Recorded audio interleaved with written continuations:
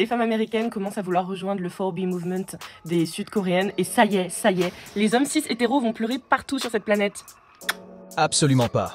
C'est faux et archi faux. Mais entrons un peu plus dans les détails, puisqu'il semblerait que cette personne aime raconter beaucoup de conneries. Je vais vous aider à bien comprendre de quoi il s'agit. C'est un mouvement féministe qui date, je crois, de 2019 ou 2020 et qui s'est lancé en Corée du Sud en réponse à une société patriarcale où en fait les inégalités et inéquités entre les genres sont beaucoup trop prononcées. Le principe c'est hyper simple, on arrête de fréquenter les hommes cis hétéros, c'est-à-dire plus de relations sexuelles avec eux, plus de couple, pas de mariage, pas d'enfants. En fait, on fait rien qui va dans leur sens. C'est-à-dire qu'on vit pour nous-mêmes, femmes, et on arrête de rentrer dans ce moule. Là juste on vit notre vie en solo et on kiffe et on adopte un chat ou un chien et on sort avec nos copines et c'est tout ce qu'on veut. They call her the cat lady.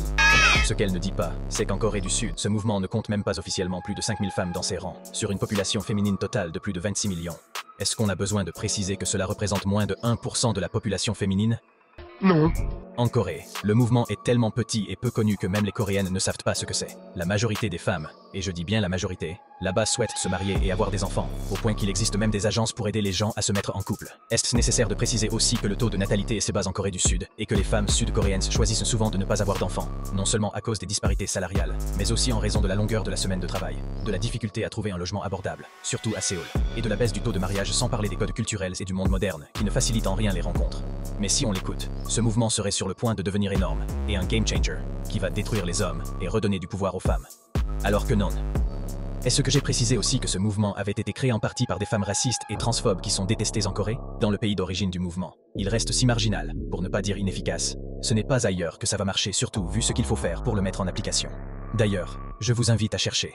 La majorité des vidéos et articles sur le sujet sont réalisés par des médias occidentaux, parfois féministes, à la recherche de contenus sensationnels pour créer du débat. Faut-il également mentionner les créatrices TikTok féministes, flirtant avec la misandrie, qui se sont emparées du mouvement parce qu'il colle parfaitement à leur idéologie actuelle. Mais bon, prêt à tout. Même utiliser un mouvement dont elles ne connaissent rien tant que celui-ci sert leurs propos. Malheureusement, la réalité est tout autre. Et maintenant, vous le savez, comme cette personne est malhonnête et misandre, elle vous raconte uniquement la partie qui l'arrange. Cela fait des mois que des créatrices de contenu américaines en parlent. Et pourtant, on n'en voit aucune mettre ces principes en application. Il faudrait commencer à se demander pourquoi d'ailleurs.